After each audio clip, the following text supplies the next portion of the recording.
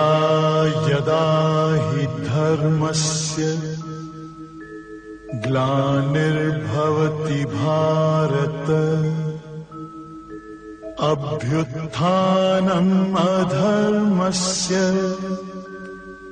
तदात्मानं सृजाम्यहम् परित्राणाय साधूनां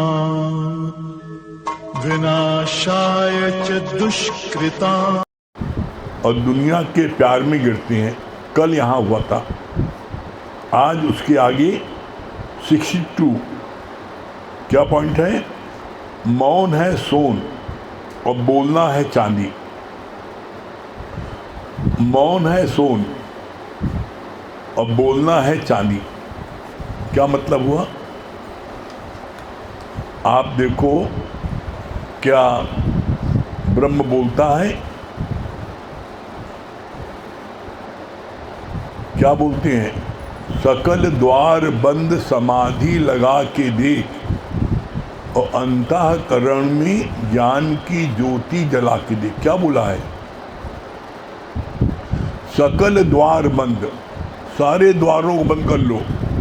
ये जो चमकी आंखें देखती ना बिलारेसी, इसी से कर्म बनते हैं। इसलिए आप देखो साधु संत जो है वो आंखें नहीं खोल जल्दी। क्यों? क्योंकि सबसे अधिक इन आंखों से कर्म बनता है। तो बोला सकल द्वार बंद समाधि लगा के देख। समाधि लगाओ किस चीज की? मैं कौन हूं अपने अंदर में जांचो, अपने अंदर गहराई में जाओ। हु आई एम, मैं कौन हूं? मैं कौन हूं? तुम किसी के पुत्र हो, किसी के पिता हो, किसी के पति हो, तुम कौन हो? आप देखो तुम कौन हो। आप इस बात को अपने मन में विचार करो, तुम कौन हो। तो ऐसे में जब आप विचार करोगे तो आपके अंदर से ही आवाज आएगी, आई एम दैट।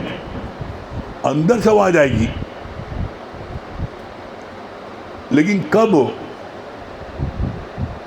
जब आपके बाहर के सारे शोर शांत होंगे। अंदर आवाज कब आएगी? जब बाहर के शोर शांत होंगे तब अंदर आवाज आएगी। इसीलिए बोला गया सकल द्वार बंद समाधि लगा के देख। बोला क्वेश्चन मार्क है। सारे द्वारों को बंद करो, आँख से कान से सुनना देखना सब बंद करो, मुख से बोलना बंद करो और समाधि लगा के, समाधि लगा लिया और अपने मन में विचार को अंदर डूबो। मैं कौन हूँ? मैं कहाँ से आया हूँ? मैं हूँ कौन? तो जब आप इस बात को अपने मन में विचार करोगे मैं कौन हूँ, तो आप देखोगे आपके अंदर से ही आवाज़ प्रकट होगी, मैं ब्रह्म हूँ। क्यों? सत्यता यही है कि आप हो ब्रह्म। लेकिन आप अपने को पिता मान बैठे, पुत्र मान बैठे, पति मान बैठे, पत्नी मान बैठे। क्यों? क्योंकि आपने देह अध्यासियों का संग किया। पत्नी का संग किया, बेटे का संग किया, पिता का संग किया, तो आप अपने मान लिया। पिता का संग किया मैं पुत्र हूँ, पत्नी का संग किया मैं पति हूँ। तो जो आप नहीं हो, संग करने से आपने अपने को मान लिया। कैसे? इसका बहुत सटीक गुरुजी ने प्रमाण दिया है। एक शेर का बच्चा, वो शेरनी गर्भवती थी, गांव में आ गई, गांव वालों ने दौड़ाया तो उसका बच्चा गिर गया। तो बकरियां चर रहा था, चरवा चर रहा था, तो उन बकरियों के झुंड में वो भी शामिल हो गया और उन्हीं बकरियों के झुंड में बच्चा वो शामिल होकर रहने लगा। रहते रहते क्या हुआ? उसने अपने को भी मान लिया, मैं बकरी हूँ, मान लिया। क्यों?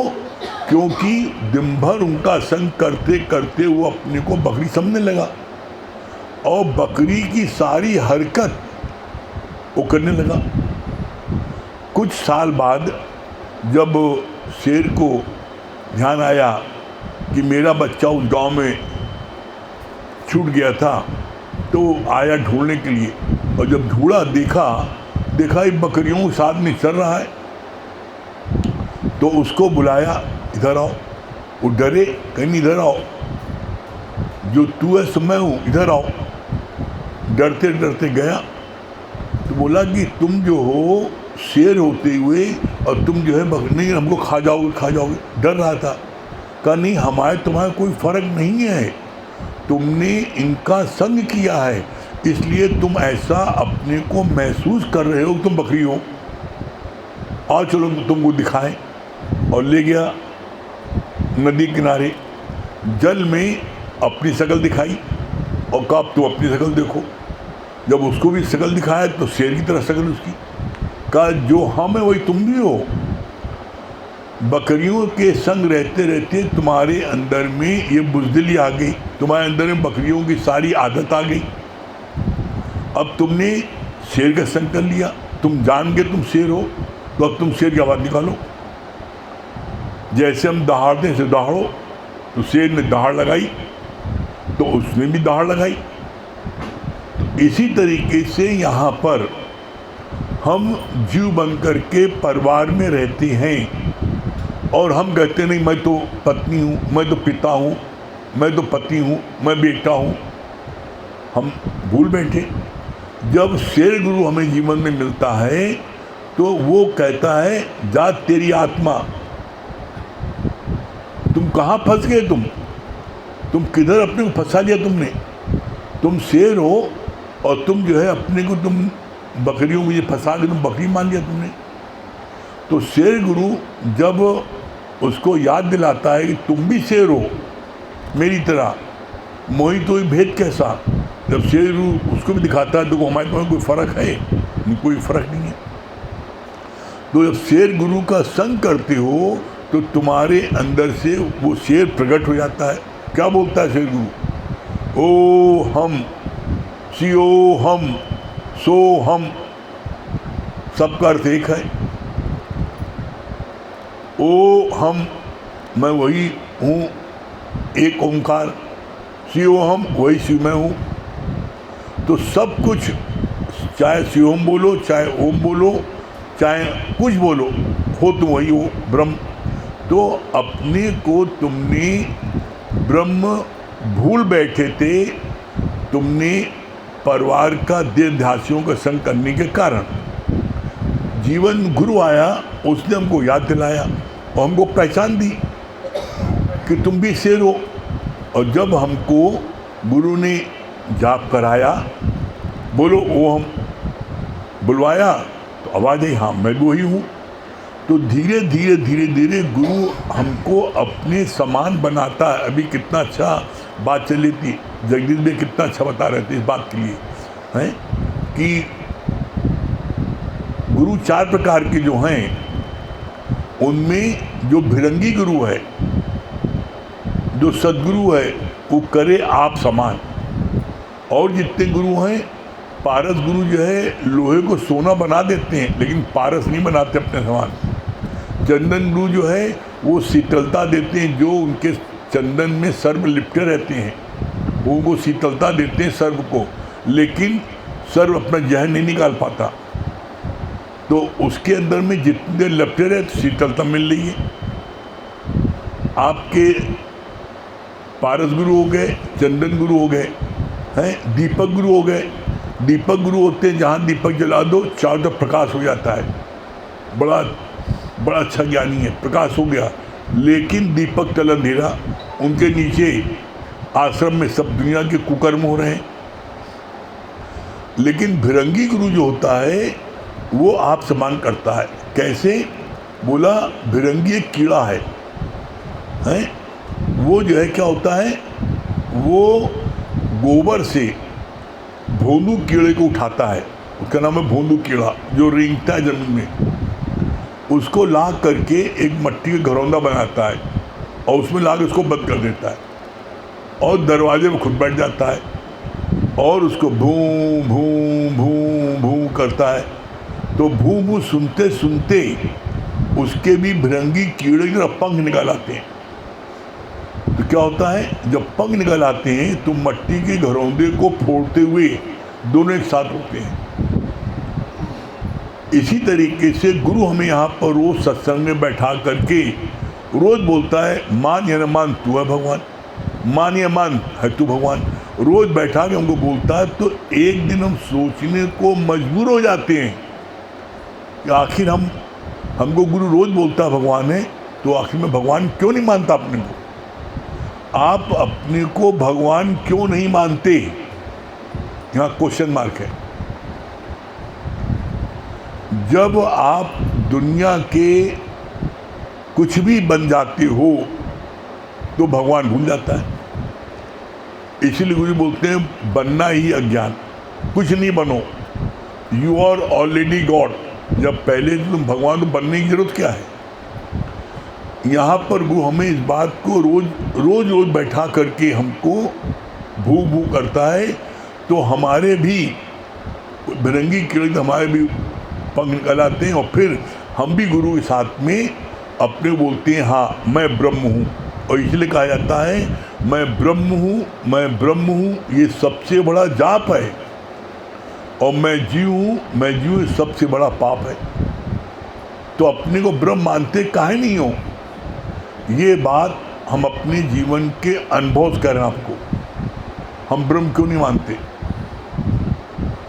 जब मेरे मन में किसी प्रकार की कोई चाहना आ जाती है तो तुम हो ब्रह्म, तो तुम चाहना की जो तुम्हारे अंदर आ गई तो तुम ब्रह्म से जीव बन गए। ब्रह्म को कोई चाहना नहीं होती, जीव को चाहना होती है। तो जैसे ही आपके मन में किसी प्रकार की कोई चाहना आ गई तो आप ब्रह्म से जीव हो गए। और फिर उस चाहना की पूर्ति के लिए आपने गलत साधन का उपयोग किया, चोरी की, बेईमानी की, ठगी की, फरेबी की, झूठ बोला, तो आप बन गए हैवान। थे ब्रह्म, चाहना ही बन गए जीव। चाहना की को गलत ढंग से प्राप्त करने की कोशिश की, बन गया हैवान। हैवान बनाया किसने? चाहना नहीं। आप मौन में, शांत में बैठे हो। हम तो यहाँ तक कहते हैं अपने जीवन के अनुभव से, आप मौन में शांत बैठे रहो, कुछ न कहो किसी से, और देखो आपको अच्छी से अच्छी चीज, खाना पीना, बिस्तर, सब चीज मिलता ही नहीं। किसी से कुछ न मांगो, आप कुछ नहीं मांगो। देखो जो घर के कर्म प्राणी, उनके पेट में दर्द होने लगेगा। तो कुछ मांग नहीं रहा है, जो तुम्हारी इच्छा दे दो, जो तुम्हारी इच्छा हो, हमें कुछ नहीं चाहिए, जो इच्छा दे दो, हमारी अपनी कोई चाहना नहीं ना। आप देखो घर आपको स्वर्ग हो जाता है नहीं? जब आप कोई चाहनी नहीं रख रहे हो, भाई जो तुम्हारी इच्छा, जो सरलता से तुम बनाया है तुमने, हमें दे दो, हमारे लिए प्रसाद है भगवान का, बस ग्रहण करो। आप मत बोलो किसी से कुछ। देखो आप, हाँ ये बात जरूर है, शुरू में हो सकता है कोई कुछ ना पूछे, 2 दिन भूखा रहना पड़ जाए। कहा आपने कहा कौन गुरु जी ने फार्मूला बता दिया, हम भूखे मर गए। मरोगे नहीं, वो भी तुम्हारी सेहत के लिए फायदेमंद होगा। अगर तुम 1 दिन 2 दिन भूखे रह गए तो जितना तुमने ज़्यादा खाया है कई दिन, सब वो जो है अंदर का वो हजम कर देगा, ठीक हो जाएगा, मरोगे नहीं। तो उसको बोलते ना, आपने व्रत रख लिया 2 दिन, कोई बात नहीं ना। आप देखो किसी भी चीज़ में मंजिल को प्राप्त करने के लिए शुरू में मेहनत ज़्यादा करनी पड़ती है, लेकिन जब अगला जान जाता है कि नहीं ये तो कुछ मांगते नहीं, इनकी कोई डिमांड नहीं ना, तो फिर वो आपको समय से, जिस समय आप खाते हो, पीते हो, चाय लेते हो, आप सब चीज़ समय मिला खुद दे देगा। आप कुछ मत कहो। और हम गारंटीज कह रहे हैं आपसे, हो सकता है आपको शुरू के 3 दिन 4 दिन आपको ऐसा होना पड़े, भूखा रहना पड़े। आप कह दो एक दिन, भाई हम नहीं, जब तुम्हारी इच्छा है, जब तुमको सुविधा लगे तुमको दे देना। हमारे को जो है, हम अपनी समाधि में हैं, हमें किसी से कुछ नहीं चाहिए। तुम्हें देने इच्छा दे देना, नहीं देना मगो में मत देना। देखो पेट दर्द होता ही नहीं और आपको सब चीज़ समझ मिलती ही नहीं। इसीलिए गुरु जी ने लाइन बोली है, चाह चमारी चीमड़ियत नीचन से नीच, और तू तो पूर्ण ब्रह्म था। यदि चाहना होती भी, अरे तुम पूरे ब्रह्म थे, तुम्हारी चाहना ने तुमको ब्रह्म से जीव बना दिया और जीव से तुम्हें हैवान बना दिया। कभी अपने मन में बात करो, अपने मन से, कि ये चाहना की पूर्ति हो जाएगी तो क्या हो जाएगा। बचपन से आज तक तुम्हारी लाखों चाहनाएं पूर्ति हुई है, लाखों। बचपन में तेरी टॉफी मिल जाए, ये बिस्कुट मिल जाए, ये चॉकलेट मिल जाए, इस स्कूल में एडमिशन हो जाए, ये हमारा दोस्त बन जाए, ये कपड़ा मिल जाए, ये खिलौना मिल जाए, ये साइकिल मिल जाए, ये स्कूटर मिल जाए। लाखों चाहना, एक चाहना थी पूरी हुई तुम्हारी, तो क्या चाहना बंद हो गई? अरे मरते दम तक चाहना आती रहेगी। और आप कुछ न चाहो, जो कुछ नहीं चाहते उन्हें कुछ नहीं मिलता क्या? अरे आप जरा भगवान की लीला पर ध्यान दो तो सब बात समझ में आ जाएगी। गर्भ में बच्चा रहता है 9 महीने, वो कुछ चाहता, कुछ कहता, आवाज देता है, अंदर से भूख लग रही है। आप बताओ, 9 महीने बच्चा गर्भ में रहता है और उस समय तो अगर कहीं उसको एक दिन में मिले दाना पानी मर जाएगा।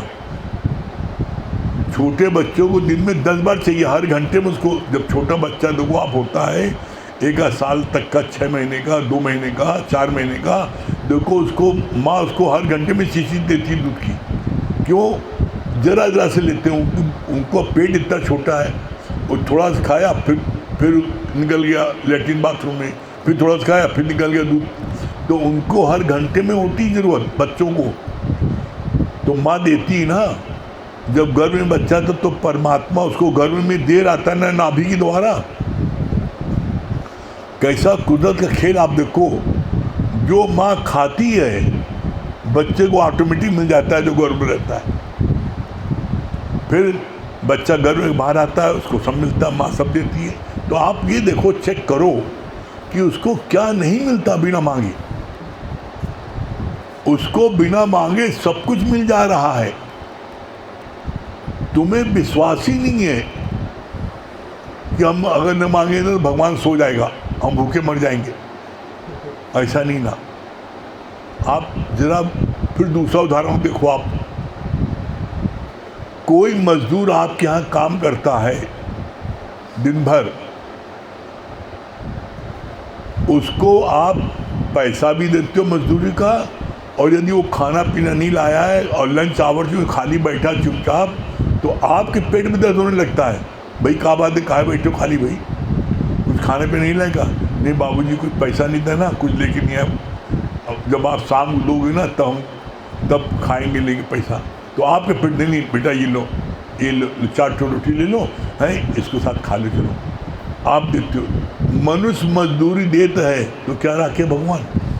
अरे मनुष्य जो है, जो 420 है, जब वो मजदूरी देता है, इतना ज़्यादा चालाक चंट, इतना ज़्यादा लोगों को सताने वाला मनुष्य, जब वो तुम उसकी मजदूरी करते हो तो वो देता है खाने पीने और मजदूरी को, भगवान तुम्हें नहीं देगा?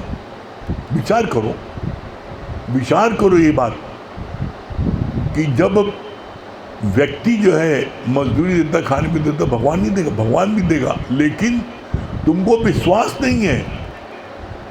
इसीलिए बोला जाता है, न मैं काबे में, न मैं कैलाश में, न मैं मंदिर में, न मैं मस्जिद में, मैं तो हूँ विश्वास में, और खोजी होए तुरंत मिल जाए एक पल की तलाश में।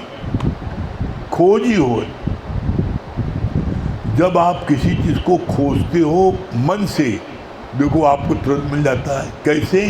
एज एग्जाम्पल, आप किसी रास्ते से रोज जा रहे हो, आपको कभी नल की जरूरत नहीं पड़ी, पानी प्यास नहीं लगी है, आप नहीं देखते। लेकिन जिस दिन प्यास लगी होती है उस दिन आप पूछते चालू नल कहाँ है, प्यास लगी है, और नल पता लगता है, मिल जाता है। और उस रास्ते से 20 साल से निकल लो, नहीं पता नल है। तो खोजिए तुरंत मिल जाए, जिस समय तुम खोज करो मिल जाएगा। तो इसे यहाँ जो बोला मौन सौन है और बोलना चांदी है, कैसे, इसका गुरु ने फिर बहुत प्यारा उदाहरण पेश किया। बोला एक राजा को अहंकार आ गया था, मैं राजा हूँ, और वो जनता के साथ अन्याय कर रहा था। तो गुरु ने संत बड़े परमार्थी, जाको शीतल अंग, और तपत बुझाए औरों की, दे दे अपना रंग। संतों को अनायास करुणा होती है, संतों को अनायास करुणा होती है। अब उनको करुणा हुई कि ये जो है इतना अत्याचार कर रहा है जनता के साथ में, इसको हमें शिक्षा देनी है। तो शिष्य भी साथ में थे, तो बोला हम जा रहे फलाने राजा के पास। तो जब फलाने जाने लगे तो शिष्य भी साथ आने लगे। तो उनसे बोला तुमसे कोई कुछ पूछेगा बोलना नहीं। राजा गया, दरबार में जाने लगा, तो गेट पर पूछा चौकीदार ने, गार्ड ने, आप कौन हैं? संत ने कुछ नहीं बोले और बस चुपचाप जाते रहे। वो जो है चौकीदार डर के मारे कुछ बोलने नहीं लगता है, राजा साहब बड़े खास हैं, कुछ बोल ही नहीं रहे, एकदम अकड़ के जा रहे हैं, एकदम सीधे चलते गए, रुके नहीं। वो पीछे पीछे आता गया गार्ड, और वो जो है क्या किए संत ने जा कर के सीधे राजा की आसन बैठ गया। अब चौकीदार भागा भागा जो है गया राजा के पास। जब राजा के पास गया, क्या बात है, पता नहीं कौन आया है और आपके आसन बैठ गया है, मैंने उसको इतना पूछा कौन है, बोलते ही नहीं कुछ। राजा आए, महाराज आप कौन हैं? कहा तुम कौन हो? कहा मैं राजा हूँ। कहा राजा हूँ? कहाँ के राजा हो? कहाँ के राजा हो? तो मैं यहाँ के राजा हूँ जहाँ बैठे हमारी गद्दी पर, आप यहाँ के राजा हूँ। कहा कब से राजा हो? अरे हमको आज 13 साल हो गया। 13 साल पहले कौन था? हमारे पिताजी थे। उसके पहले कौन था? उनके पिताजी थे। उसके पहले कौन था? उनके पिताजी थे। बाबा परबाबा सब थे। कहा फिर तुम्हारे बाद कौन होगा? कहा हमारे बाद हमारा बेटा होगा। तो कहा क्या है, सराय है ना, हम भी सराय में बैठे हैं। अरे भाई सराय में लोग आते हैं जाते हैं, उसी तरह तुम भी आज आए हो, अब कल तुम भी चले जाओ, तुम्हारा बेटा बैठेगा। तो सराय में और क्या है? तो बोला सराय कहाँ, क्या तुम हमेशा रहोगे? एक दिन तुमको भी जाना है। जो आया है सो जाएगा, राजा रंग फकीर। तो तुम किसके उसमें अत्याचार कर रहे हो? और जो तुम अत्याचार कर रहे हो, क्या तुम समझते हो तुम्हें इसका दंड नहीं मिलेगा? इसका 10 गुना मिलेगा। संत के चरणों में गिर पड़ा कि हाँ, उसके विवेक जागृत हो गया। सही बात है भाई, हमारे पहले हमारे पिताजी थे, उनके पिताजी थे, हम भी कुछ साल बाद निकल जाएंगे, तो क्या होगा? मैं अत्याचार क्यों कर रहा हूँ? सुधर गया। पीछे पीछे उसका शिष्य आ रहा था, जो गुरु अंदर गया था। जब वो गेट पर पहुँचा, बोला कौन? कहा जो अंदर गुरु जी जा रहे उनका मैं शिष्य हूँ। बैठ। बाहर ही उसको रोक दिया, बैठा दिया। जब लौट के आया, गुरु लौट के आया, देखा गेट पर बैठा है कि क्या बात हो गई? कहा कि जो है हम गेट पर आए, हमसे उन्होंने पूछा चौकीदार ने कौन, तो मैंने बताया मैं आपको शिष्य हूँ। कहा मैंने क्या बोला था तुमको? मैंने बोला तो बोलना नहीं, मौन में रहना। बोले तो चौकीदार बन गए, बैठो गेट पर। बोला मौन सौन है, जब आप नहीं बोलोगे तो आपके अंदर की जो शक्ति है वो अंदर से प्रकट होगी। जो लोग अधिक बोलते हैं, देखो जो अधिक बोलते हैं, जो जितना अज्ञानी है वो उतना अधिक बोलता है। आप देख लो, जो फिलासफर है, ज्ञानी है, संत है, महात्मा है, ब्रह्मज्ञानी है, देखो बोलते हैं। और हमने तो प्रैक्टिकल में देखा है, चेक किया है, एक नहीं बहुत बार। गुरुजी के संग में इलाहाबाद से लखनऊ जाना होता था बाई कार, 4 घंटे का रास्ता रहता था, कभी 4 घंटे, कभी 5 घंटे, कभी 3.5 घंटे ऐसे लगते थे। उस 5 घंटे में 4 घंटे में एक लफ्ज गुरुजी नहीं बोलते थे, तरस जाते थे, कुछ बोले और इसलिए होता कि हम साथ जाएं, कुछ बात करेंगे, एक लफ्ज नहीं बोलते थे। जब कुछ पूछो उसका जवाब देते थे। भगवान कृष्ण ने अर्जुन को जब युद्ध हुआ तो उसको ज्ञान देने के लिए बोला।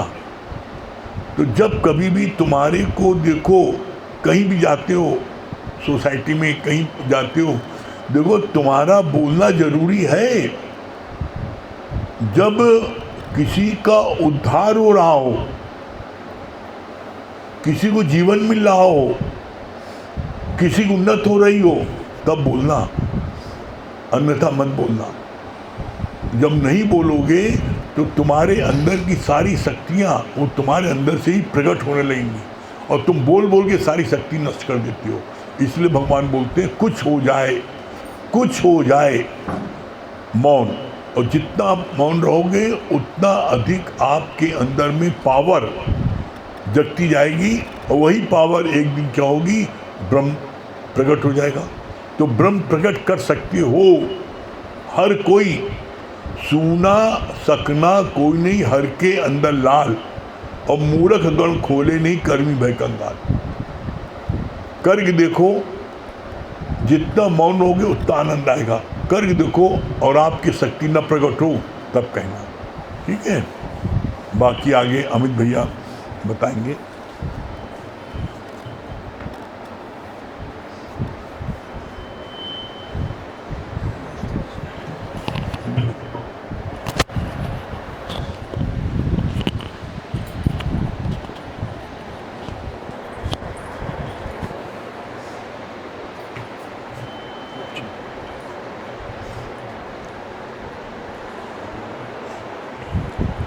सभी को हरिओम। देखिए, जैसे अभी बात चल रही थी कि सूना सकना कोई नहीं, सबके अंदर लाल, और मूर्ख गण खोले नहीं, करनी भय कंगाल। तो गुरुजी इस पे बड़ा अच्छा बता रहे थे। कहा कि देखो, तुम्हारे अंदर सारी चीज़ें विद्यमान हैं, लेकिन तुमको पता नहीं है। कहा पता कैसे नहीं है? कहा देखो, जैसे तुम धरती में बीज डालते हो तो बीज कितना छोटा सा होता है, सोचो।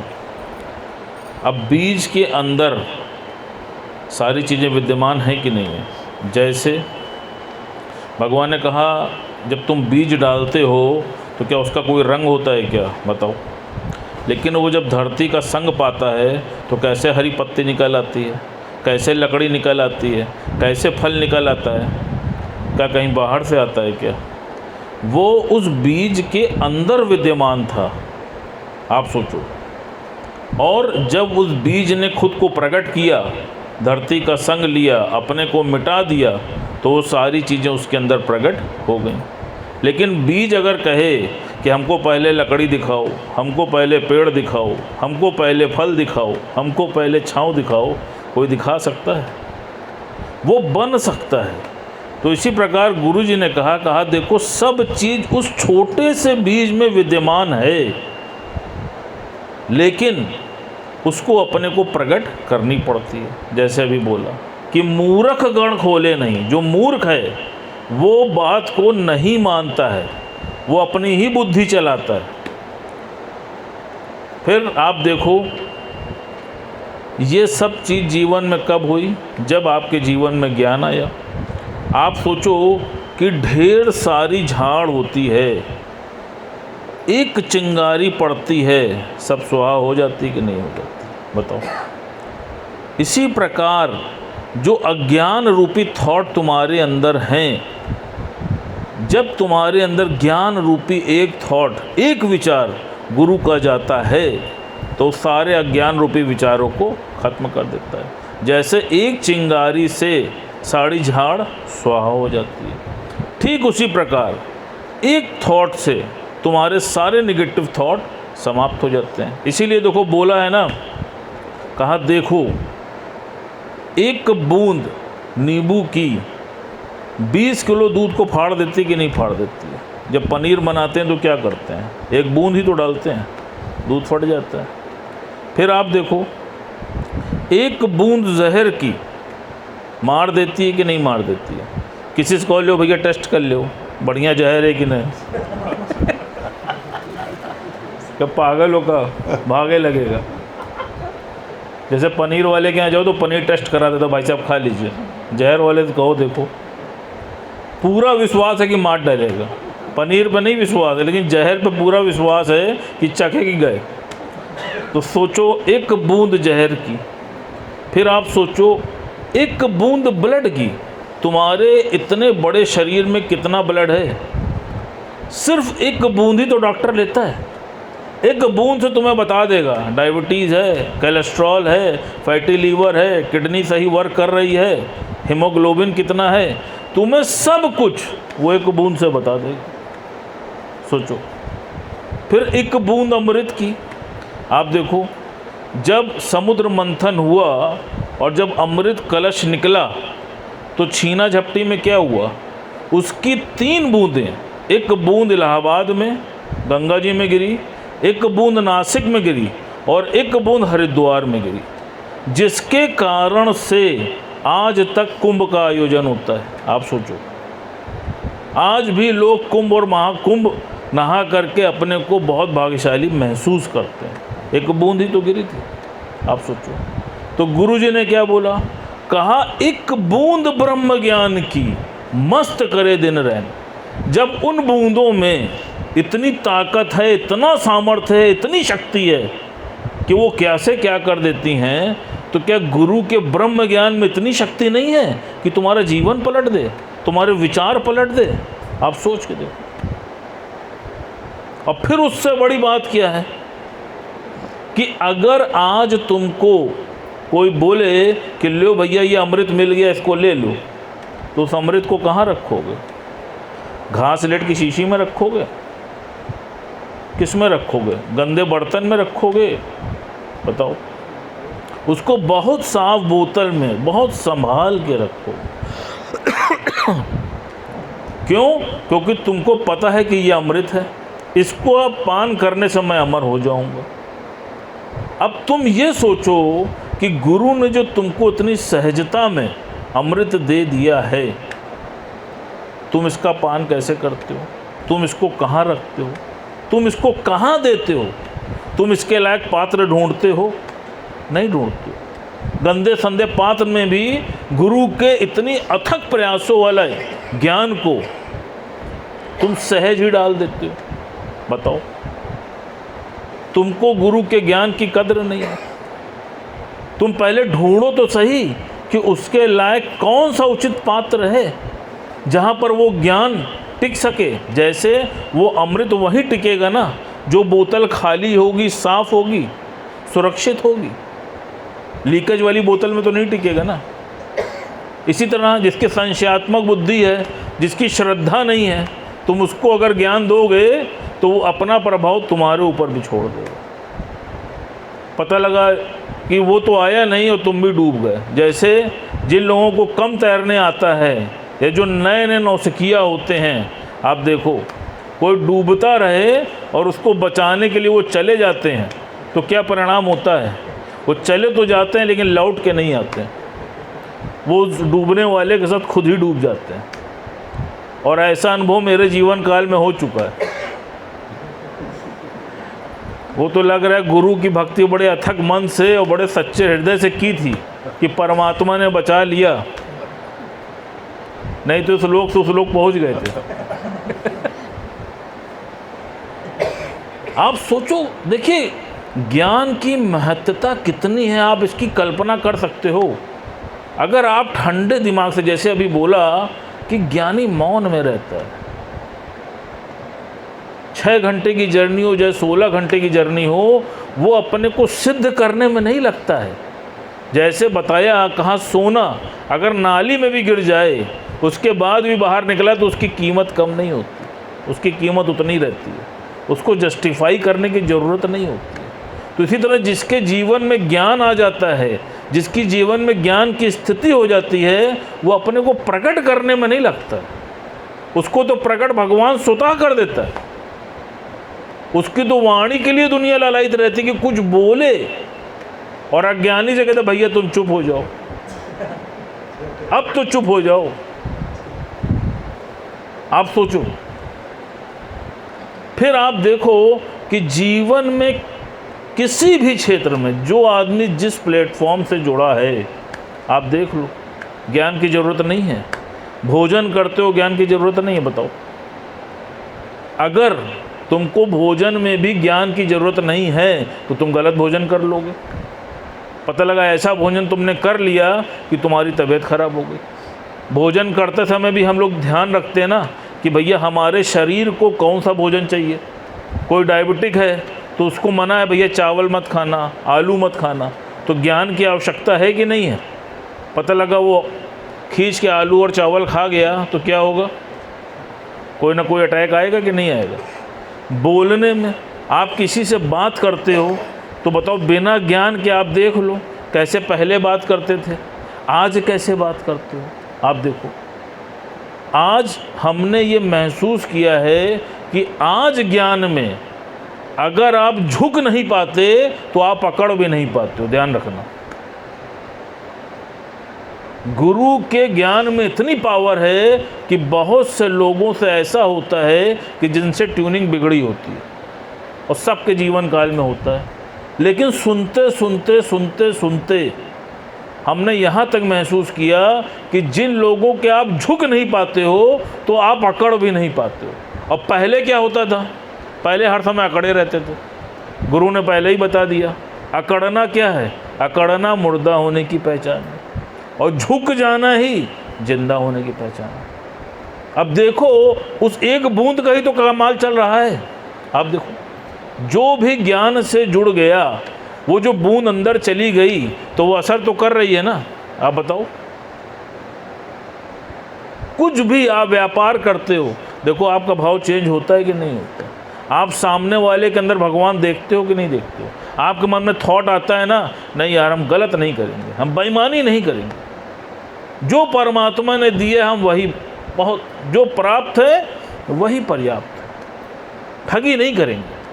क्यों? क्योंकि ज्ञान अंदर जा चुका है, वो एक बूंद असर कर चुकी है। जैसे आज भी बात चली थी सुबह कि किसी का पैसा मारा तो ध्यान रखना कि उसके लिए बैल कहीं होनी मिलती है, या तो बैल बनोगे और या घोड़ा बनोगे, और यही 45 डिग्री टेम्परेचर में दौड़ते रहोगे। अब देख लो, तो देखो कैसे ज्ञान, गुरु के ज्ञान में कितनी पावर है कि वो तुमको कैसे हर जगह से बचा ले रही है। आप देखो, और अमृत क्या है भैया। आप सोचो, जीवन अगर आपने अमृत पी भी लिया और जीवन लंबा भी हो गया और रोगों से ग्रसित रहा तो आप क्या कहते हो, क्या वो जीवन अच्छा है? असली अमृत तो यही है जो गुरु ने तुम्हारे अंदर डाल दिया। जितने दिन का भी जीवन है उतने दिन देखो कितने आनंद में जी रहे हो, कितनी प्रसन्नता में जी रहे हो, कितनी भरपूरता में जी रहे हो। आप देखो, पहले क्या था, पहले निगाह हमेशा कमी पर रहती थी, ये नहीं है, ये नहीं है, ये नहीं है। परिणाम क्या होता था? डिप्रेशन, हाइपरटेंशन, क्रोध, कुंठा, घृणा। आज क्या है, गुरु ने तुम्हारी दृष्टि बदल दी, तुम्हारी सृष्टि बदली पड़ी है। आज हर चीज़ में भरपूरता, बहुत दिया है देने वाले ने, आंचल ही ना समाये तो क्या कीजिए। आप देखो, जिसके पास जो कुछ भी है आज वो कितना हैप्पी है, कितना प्रफुल्लित है। और देखो, भगवान ने फिर बोला है कि प्रसन्न चित्त व्यक्ति को मैं शीघ्र प्राप्त होता हूँ। अब वो एक बूंद असर कर रही है कि नहीं कर रही? अब उस एक बूंद से परमात्मा प्राप्त हो गया, इससे बढ़िया बूंद क्या होगी बता दो जरा। पुरुषार्थ अपना है, बस इस बात का ध्यान रखना कि वो जो बूंद के लिए शीशी है वो साफ होनी चाहिए, तभी तो असर होगा। अगर तुमने घासलेट वाली शीशी में डाल दिया तो वो बूंद नष्ट हो जाए। इस बात का विशेष ध्यान रखना। और वो क्या है? वो तुम्हारा अंतर मन है। इसीलिए भगवान ने बोला मन अपने की करो सफाई, तभी देवेगा प्रीतम दिखाई। प्रीतम तुम अभी का अभी देख सकते हो, तुम्हारी पावर में है। कंडीशन एक है, सफाई अपनी कर लो बस। दुनिया की सफाई करना छोड़ो, अपने मन की सफाई करना शुरू कर दो। आप देख लो, जिस दिन तुम्हारे घट और तुम्हारे अंतःकरण में स्वच्छता आ जाएगी, परमात्मा तो बैठा पड़ा। और जो ऐसा करेगा निश्चित ही मंजिल को प्राप्त करेगा। हरिओम।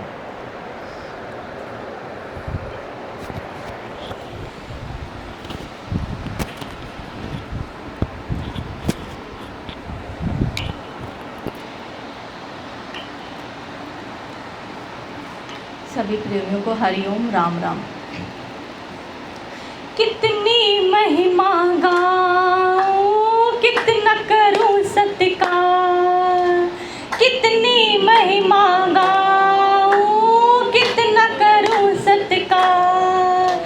एक जीव्या है मेरी, एक जीव्या है मेरी, तेरे गुण है बेशुमार। सब सुख देने शुक्र है सौ सौ बार।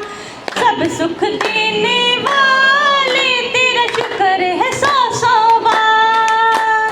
सौ सौ बार, सौ सौ बार, लख लख बार, सौ सौ बार, लख लख बार। तेरा शुक्र है सौ सौ बार, तेरा शुक्र है सौ सौ बार, तेरा शुक्र है सौ सौ बार, तेरा शुक्र है सौ सौ बार।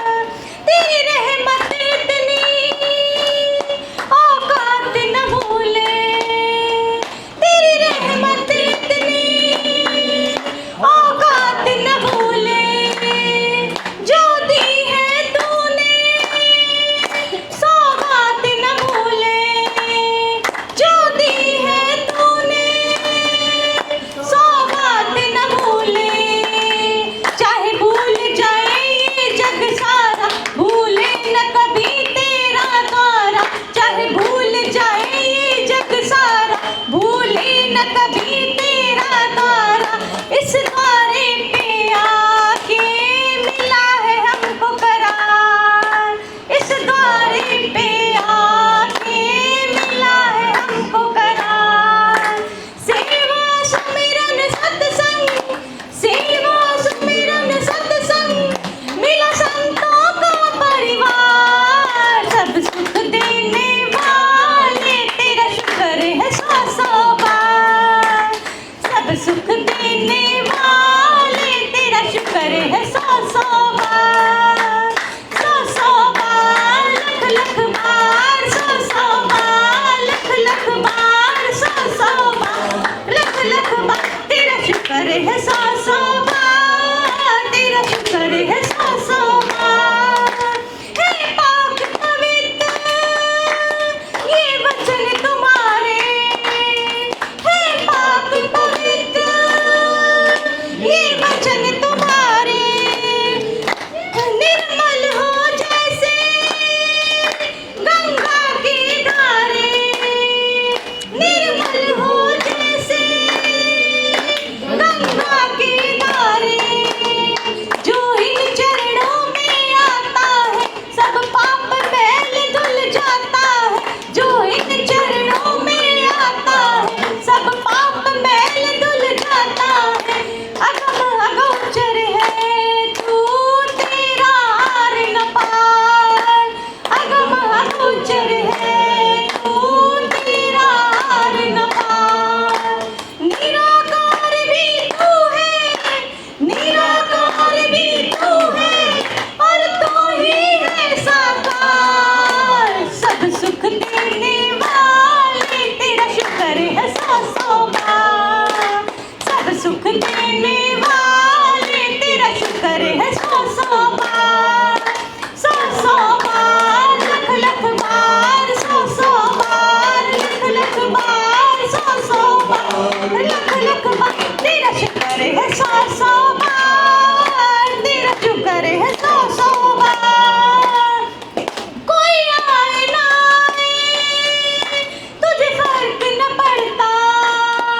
कोई आए ना आए, तुझे फर्क न पड़ता, तेरा ऊंचा रुतबा नहीं घटता बढ़ता, तेरा ऊंचा रुतबा नहीं घटता बढ़ता। तू अजर अमर अविनाशी है, ये माया तेरी दासी है। तू अजर अमर अविनाशी है, ये माया तेरी दासी है। संतों की सेवा करती, प्यार दे दे बेशुमार। संतों की सेवा करती, प्यार दे बेशुमार। जो तेरा हो जाए, जो तेरा हो जाए, वो दे देगा खुदा। सब सुख देने वाले तेरा शुक्र है सौ सौ बार। सब सुख देने वाले तेरा शुक्र है सौ सौ बार। सौ बार लख लख बार, सौ बार लख लख बार तेरा शुक्र है सौ बार। तेरा शुक्र है सौ बार, सौ बार, सौ बार लख लख बार, लख लख बार तेरा शुक्र है सौ बार। तेरा शुक्र है सौ बार। दुर्गेश भैया